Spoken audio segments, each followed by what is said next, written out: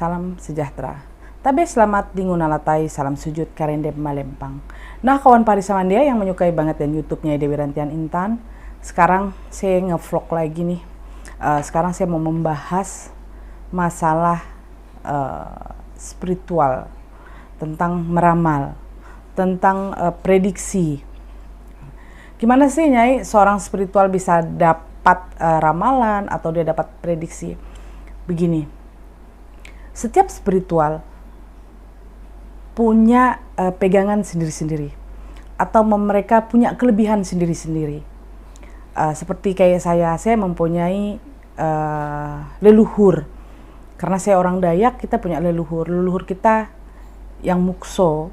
Jadi dia seorang petapa zaman dulu. Dia seorang petapa dan dia menjadi gaib seperti itu. Nah, dialah yang memberitahu saya atau akan ada terjadi sesuatu atau kejadian apapun, dia akan kasih tahu saya. Tapi dia tidak membolehkan saya untuk menceritakan semua vulgar. Karena ada batas-batasnya, enggak boleh enggak boleh mengucapkan semuanya. Seandainya nih kalau ada pasien saya yang datang minta diramal, kalau akan terjadi apa-apa saya suka kasih tahu mereka, kayaknya kamu harus hati-hati. Mulai saat sekarang takut ada apa-apa, kamu keluar rumah harus berdoa, jangan lupa hati-hati, nggak boleh ini. Kenapa? Dia tanya ada musibah atau apa, saya selalu bilang cuman hati-hati, berdoa lah. Kenapa? Kita nggak boleh mendului Allah Ta'ala seperti itu. Sama seperti saya memprediksi untuk tahun 2021 kayak kemarin, itu pun saya dikasih tahu sama leluhur, dan juga saya belajar di unsur. Unsur itu saya belajar, bukan dari ramalan. Itu saya belajar, itu ada bukunya. Nah, itu ada bukunya sahabat saya. Itu bukunya ada kitabnya, dan itu tidak sembarangan orang dapat. Itu biasanya turun menurun. Nggak mungkin dikasih ke ini kasih sembarangan tuh nggak mungkin. Itu biasanya turun menurun, dan itu pun kita harus belajar. Kita harus memahami kenapa bisa ada air, kenapa energi air kok ada, energi logam ada, energi api ada, energi tanah itu ada, energi kayu itu ada. Nah, karena itulah yang kita harus pelajari. Kenapa di setiap manusia itu punya energi seperti itu. Manusia punya energi air. Air itu orang yang lemah lembut, ada keras, itu manusia pun seperti itu. Jadi itu belajar. Jadi kayak tahun logam, tahun 2021 kerbau logam, biasanya berdampingan dengan air. Biasanya kita harus mempelajari itu. Kenapa kok bisa berdampingan dengan air? Kenapa? Logam itu di dalam buku itu yang saya baca, bahwa mengatakan bahwa hanya logam air lah yang bisa memperlihatkan bahwa itu adalah logam mulia pertama kalinya. Seandainya dia di tanah pun dia kotor. Tapi karena air lah yang membersihkan, makanya dia akan kelihatan bahwa itu logam mulia. Jadi di tahun logam berarti berdampingan dengan air. Biasanya akan ada musibah di air, seperti itu sahabat saya. Hoki pun jadi orang air juga, tapi untuk alam seperti itu. Itu yang saya bukan ramal ya, itu pelajaran seperti itu. Ada yang saya ramal, ada juga ramalan yang saya akan keluarkan itu dari leluhur saya, tapi itu saya dampingkan secara di dalam buku itu. Jadi itu harus balance. Ramalan saya masuk nggak dengan buku yang saya pelajari. Itu bukan buku ya, itu kayak kitab gitu loh. Itu yang saya pelajari. Nyambung nggak? Kalau nggak nyambung saya nggak akan keluarkan.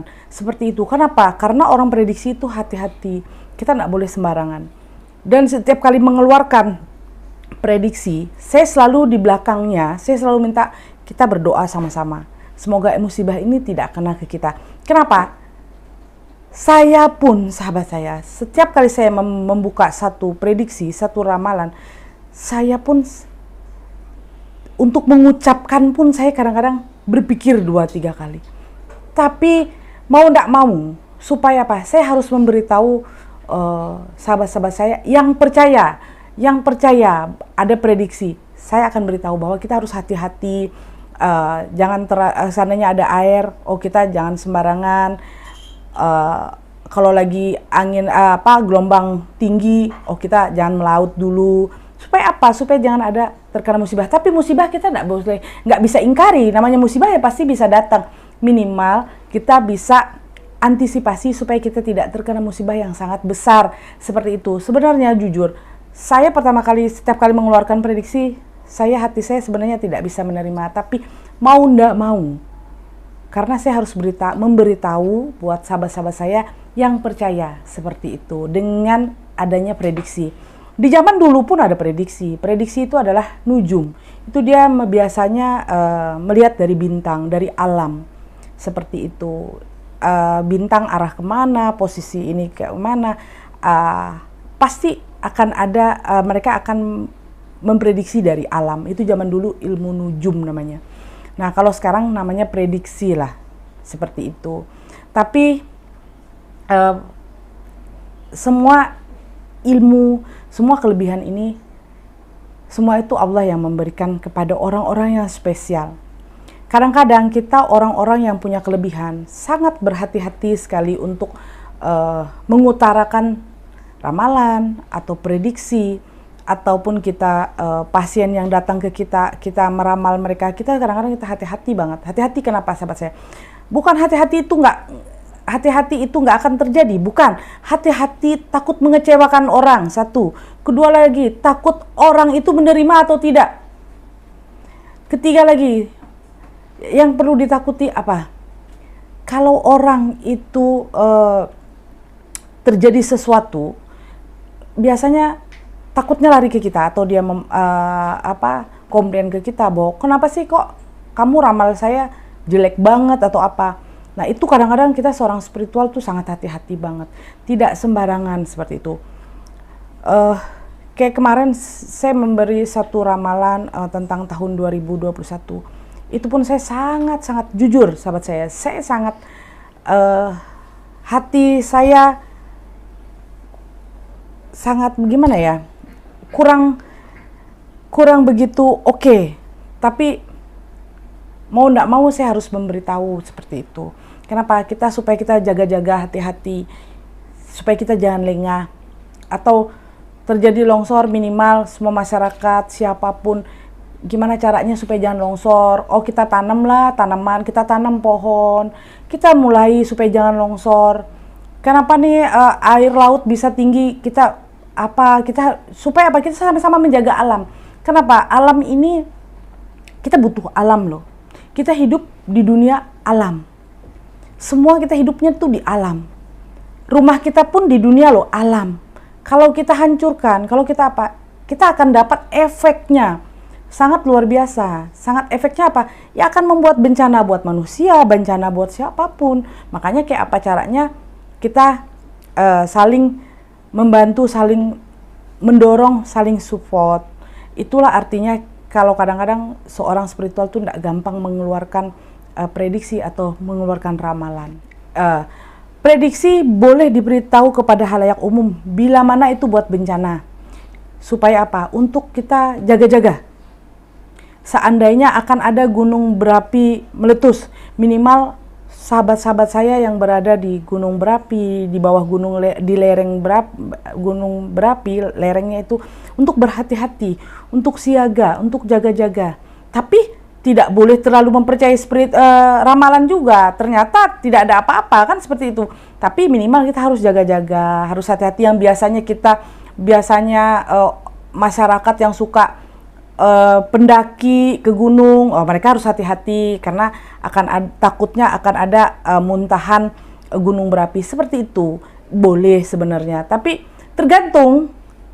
Ada yang bisa menerima, ada yang tidak bisa menerima. Namanya juga spiritual, namanya juga ramalan. Ramalan kan bisa benar, bisa enggak. Namanya prediksi seperti itu. Siapa aja, kita tidak bisa memaksa orang untuk percaya ramalan. Karena jujur, semua orang ada yang percaya, ada yang enggak. Jadi kita kan nggak bisa minta supaya orang untuk percaya, nggak bisa seperti itu. Kalau ramalan untuk kegelisahan orang banyak itu nggak boleh. Kenapa? Takut ada efek sangat besar nantinya. Nggak boleh. Kenapa? Seandainya kalau kita bilang akan ada terjadi sesuatu yang membuat efek rusuh, nggak boleh. Kenapa? Kita kan nggak tahu rusuh apa enggak nanti. Kalau rusuh kita bahaya loh. Kalau alam selalu setiap tahun pasti akan ada bencana alam. Selalu sekarang. Apalagi sekarang. Kalau zaman dulu mungkin tidak selalu. Kenapa? Alamnya masih bagus.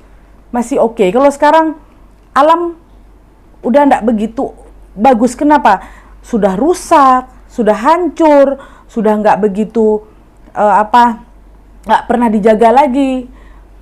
Hutan hampir gundul semua. Tanah gunung-gunung yang isinya ada batu bara, ada apapun semua dibabas habis hutannya, diambil batu baranya, semua kan seperti itu. Jadi alam sudah pasti akan ada efek, setiap tahun pasti akan ada efek alam, itu pasti. Kenapa saya bilang pasti? Ya pasti akan sesuatu terjadi di setiap tahun, atau banjir, karena hujan setiap tahun ya pasti akan hujan terus. Kalau lagi di musim-musim hujan ya pasti kita akan ada banjir. Itu pasti seperti itu kalau alam boleh. Tapi kalau untuk prediksi untuk untuk membuat gaduh masyarakat, saya bilang sih jangan. Kenapa? Kadang-kadang biasanya kalau ramalan untuk gaduh enteran aja, personil. Kalau saya biasanya kalau ramalan yang suatu ada, seandainya nih saya ada pasien, saya datang ke tempat saya, menghadap saya atau ngobrol atau sharing, dia minta ramalan. Ada yang sesuatu yang saya lihat, seandainya pas saya lihat dia ada sesuatu yang membuat saya akan ada satu tanda-tanda yang saya lihat dari dia seperti itu. Bukan seperti seperti TV, nggak akan seperti TV yang layarnya kelihatan semuanya, enggak. Biasanya kalau kayak saya diberitahu oleh leluhur saya. Setiap kali pasien saya yang datang, leluhur saya akan kasih tahu bahwa dia seperti ini. Bukan saya yang melihat sesuatu, tidak. Tapi saya punya leluhur yang memberitahu saya. Itu yang saya sampaikan. Seperti prediksi apapun, semua saya punya pegangan. Saya punya sahabat atau saya punya leluhur yang suka membantu saya. Leluhur saya yang suka memberitahu saya, satu. Kedua lagi, kita orang Dayak ada namanya pasah petahu, sahur pasah petahu, penjaga pasah petahu. Mereka itu yang kadang-kadang memberitahu saya. Ada juga yang saya punya leluhur seperti itu. Jadi mereka yang memberitahu saya bahwa akan nanti ada begini. Tapi enggak boleh saya harus ceritakan real semuanya, enggak boleh. Kadang-kadang kalau enggak bagus ya kita harus kasih tahu pelan-pelan supaya tidak terjadi sesuatu masalah yang sangat besar. Kenapa? Kadang-kadang orang datang ke kita tuh orang minta solusi loh, bukan untuk untuk kita menghakimi dia.